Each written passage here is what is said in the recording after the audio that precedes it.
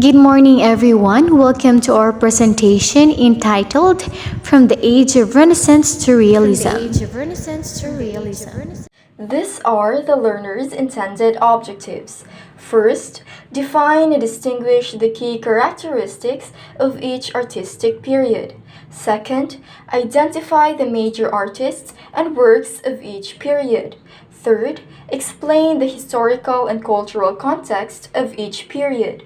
Fourth, analyze how these artistic movements influenced each other and the development of Western art. In this presentation, we'll be covering three key areas. First is Renaissance art, second, Mannerism art, and lastly, third, Baroque art. Let's start with Renaissance art. What is Renaissance art? Renaissance art is marked by a gradual shift from the abstract forms of the medieval period to the representational forms of the 15th century. Basically, Renaissance means rebirth or revival. But if you want to trace the etymology of the word Renaissance, well, it came from the Italian word rinascita, which means rebirth. Word origin. The origins of Renaissance art can be traced to Italy in the late 13th and early 14th centuries. During the so-called Proto-Renaissance period, 1280 to 14,000, Italian scholars and artists saw themselves as reawakening to the ideals and achievements of classical Roman culture. So you might be asking, what started this particular movement? Well, we have two literary luminaries to thank, Giovanni Boccaccio and Petrarch. These two writers revisited classical literature and in turn inspired renewed interest in classical antiquity. So I guess we can simply say that the Renaissance is a rebirth or revival of the Greek and Roman antiquity. So the next topic that I will be discussing is the Florence in the Renaissance and the High Renaissance art. First off is the Florence in the Renaissance. So, though the Catholic Church remained a major patron of the arts during the Renaissance, from popes and other prelates to convents, monasteries and other religious organizations, works of art were increasingly commissioned by civil government, courts, and wealthy individuals. So Florence is often named as the birthplace of the Renaissance. The early writers and artists of the period sprang from this city in the northern hills of Italy. Much of the art produced during the early Renaissance were commissioned by the wealthy merchant families of Florence, most notably the Medici. So meaning, as a center of the European wool trade, the political power of the city rested primarily in the hands of the wealthy merchants who dominated the industry, most notably the Medici family. Next slide shows the cathedral and the Medici family. So shown on the upper left hand of the slide is the Catholic Church, which is the Cathedral of Santa Maria del Fiore that was completed in the year 1434 and is the most important landmark in Florence, as well as being the fourth largest church in the world. While on the lower left-hand side is the Medici family, who ruled the city of Florence throughout the Renaissance. They had a major influence on the growth of Italian Renaissance through their patronage of their arts and humanism. The Medici family are called the godfathers of the Renaissance because they laid the groundwork for cultural prosperity in Florence. So the next topic will be the High Renaissance art spanning from 1490 to 1527. By the end of the 15th century, Rome had displaced Florence as the principal center of Renaissance art, reaching a high point under the powerful and ambitious Pope Leo X, or a son of Lorenzo de' Medici. This era was defined by the mastery of three iconic artists who were Leonardo da Vinci, Michelangelo, and Raphael. Under the patronage of influential figures like Pope Leo X, who himself was deeply invested in the arts, Rome became the epicenter of artistic innovation and expression. However, this period met a tragic end with the sack of Rome in 1527 by the forces of the Holy Roman Emperor Charles V of Spain, leading to a significant disruption in the artistic scene. So, Leonardo da Vinci. Leonardo da Vinci was born in the year 1452 and died in the late 1590. He was the ultimate Renaissance man for the breadth of his intellect, interest, and talent and his expression of humanist and classical values. Leonardo's best-known works including the Mona Lisa from the year 1503 to 1505, the Virgin Rocks, which is 1485, and the fresco The Last Supper, spanning from 1495 to 1498, showcase his unparalleled ability to portray light and shadow, as well as the physical relationship between figures, humans, animals, and objects alike, and the landscape around them. Additionally, Leonardo's exploration of humanist and classical values is evident in his meticulous attention to detail and his ability to imbue his subjects with depth and emotion, setting a standard that artists would aspire to for countries to come. Next up is Michelangelo Buonarroti, who was born in the year 1475 and died in the late 1564, who drew on a human body for inspiration and created works on a vast scale. He was the dominant sculptor of the High Renaissance, producing pieces such as the Pietà in St. Peter's Cathedral in the year 1499 and the David in his native Florence in the year 1501 to 1504. He carved the latter by hand from an enormous marble rock. The famous statue measures 5 meters high, including its base. Though Michelangelo considered himself a sculptor, first and foremost, he achieved a greatness as a painter as well, notably with his giant fresco covering the ceiling of the Sistine Chapel, completed over 4 years starting from 1508 to 1512, and depicting various scenes from the Genesis. So, Michelangelo Buonarroti was a towering figure of the High Renaissance, renowned for his monumental sculptures like the Pietà and the David, as well as his breathtaking frescoes on the ceiling of the Sistine Chapel. His mastery of the human form and his ability to convey emotion through his works solidify his status as one of the greatest artists in history. Renaissance art in practice. The Italian Renaissance was noted for four things. First, a reverent revival of classical Greek and Roman art forms and styles. So during the Italian Renaissance, artists looked back to the art and architecture of ancient Greece and Rome for inspiration. They admired the beauty, symmetry, and balance of classical art and sought to emulate it in their own works. Second, a faith in the nobility of humanism. Humanism was a cultural movement that emphasized the dignity, worth, and potential of human beings. Renaissance artists embraced this philosophy by portraying the human figure in a more naturalistic and idealized manner.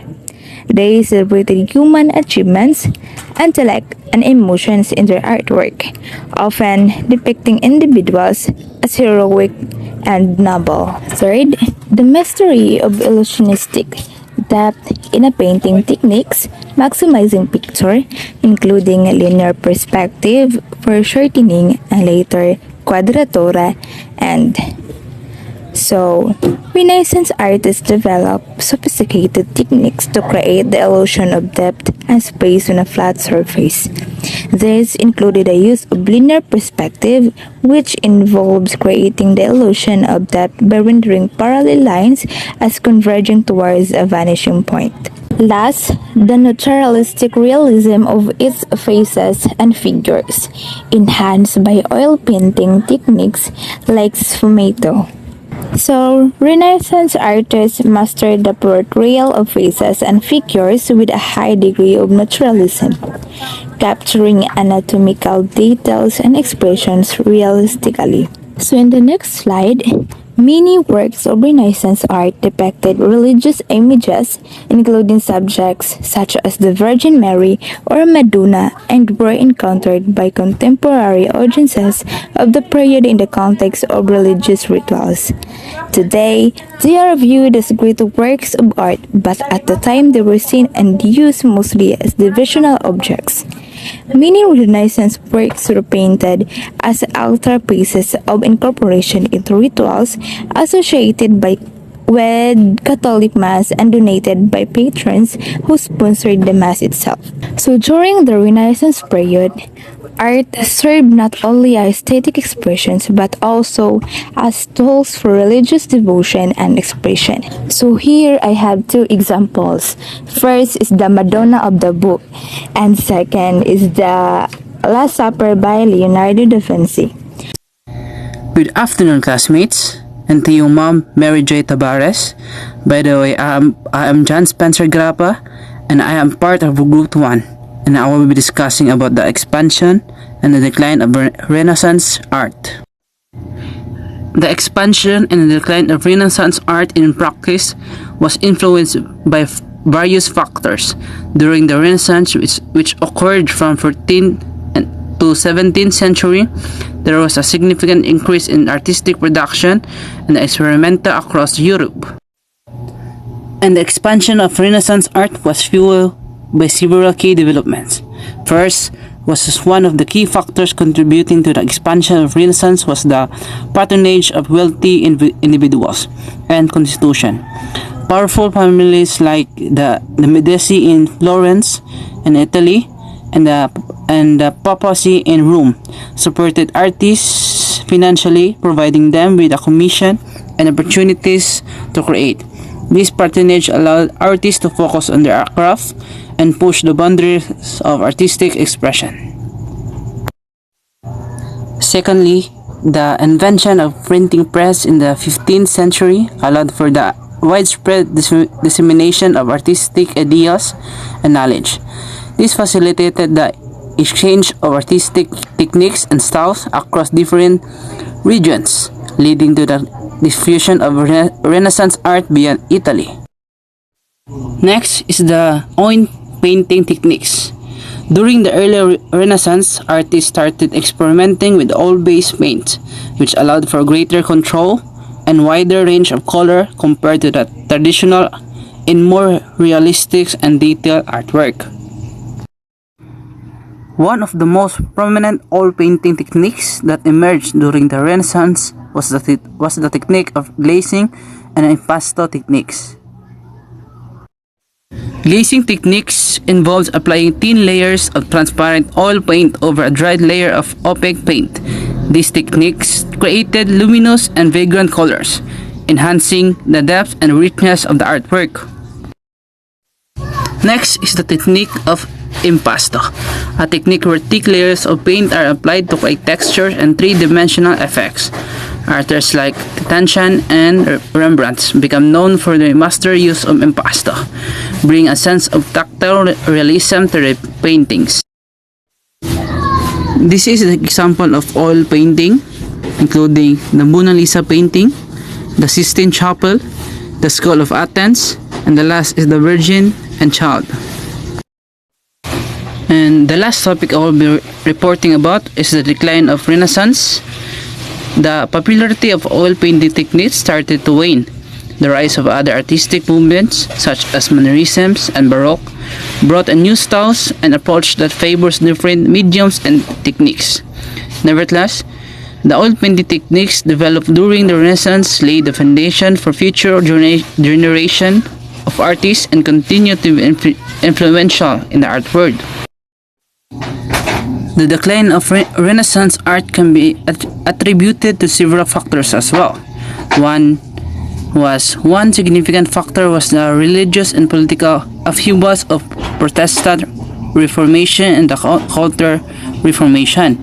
So these movements led to a shift in the values and priorities of the church, which had previously been a major patron of the arts, as well as the demand for religious themed artists. It decreased and impacting the livelihood of many artists. Next is the emergence of new artistic movements such as Mannerism and Baroque, challenge the dominance of Renaissance art. So these movements sought to break away from the classical ideas of Renaissance and explore more dramatic and emotional expression in art. And overall, the expansion and the decline of Renaissance art practice were influenced by the combination of social, political, economic, and cultural factors. Despite its essential decline, Renaissance art had a profound and lasting impact on the development of Western art and continued to be celebrated for its beauty, innovation, and humanistic. In fine art, the term mannerism derived from the Italian word maniera, meaning style or stylishness, refers to a style of painting, sculpture, and architecture that emerged in Rome and Florence between 1510 and 1520. During the later years of the High Renaissance, Mannerism acted as a bridge between the idealized style of Renaissance art and dramatic theatricality of the Baroque. Mannerism is a style of art that came after the Renaissance. It's known for its exaggerated poses and dramatic effect. It kind of mixes the calm, perfect style of Renaissance art with the more intense style of Baroque art. For example, in Mannerist paintings, you might see people in strange or twisted poses, like they are moving in a dramatic way. This style was popular in Italy during the 16th century. So the next topic will be the origin and development of Mannerism. Mannerism originated during the period of significant religious turmoil and societal change in Italy. So these are some key historical events that catalyzed its emergence include Martin Luther Wittenberg thesis. A Protestant Reformation challenged the Catholic Church practices such as the sale of indulgence and called into question its moral and religious authority. So meaning, the church contradicted its own view itself, that the God is not the representative or the center of their church. That's why it was started to be questioned. Second, Ferdinand de Magellan and Christopher Columbus. They contradicted the church Earth-centric worldview and its perceived dominance through exploration and scientific revelation of the heliocentric theory. What they discovered that the Earth was not flat, but it is round. And they also discovered that the Europe was not the center of the world. So the next slide is about the development of Mannerism. First, reaction against Renaissance. Young artists sought to distinguish themselves from the perceived perfection of Renaissance art, pushing towards innovation and the exploration of new artistic languages. Meaning, the young generation of artists reacted against the perfection of Renaissance. In this way, they turned against the old tradition of artistic language and find a new artistic languages. Second, personal expression. Mannerism emphasized the individual perspective, exploring symbolic and expressive content in painting, and moving away from the balanced, harmonious compositions characteristics of the Renaissance. Meaning, Mannerism is more on exploring and expressing what we want in the art. Moving on, these are the influential figures of origin and the development of Mannerism. First, Michelangelo, a Mannerist painter showcasing a shift towards more expressive, dynamic, and sometimes distorted forms. 2. Jacopo Pontormo, a notable Mannerist painter who was influenced from his teacher with his unique vision, creating works that combined realism with an otherworldly aura. Now let's move on to the Mannerist reality. The Mannerists took the illusionistic picture space with its imitation of reality and transformed it into an intellectual picture space, showing what was really invisible and accessible only to the inner eye. Modern art has its roots in this approach, in which the artist's individual vision and view of things become the sole yardstick. The next slide talks about El Greco and Tintorito. El Greco spent most of his life along with Tintorito from the school of Venetian painting, is one of the most important painters of the second half of the 16th century. El Greco, one of the great masters of Mannerism, was discovered by artists at the beginning of the 20th century as a key forerunner of modern art.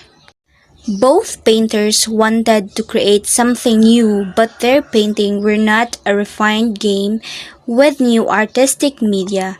Rather, above all, they wanted to show intellectual content in their religious art which would reveal the invisible.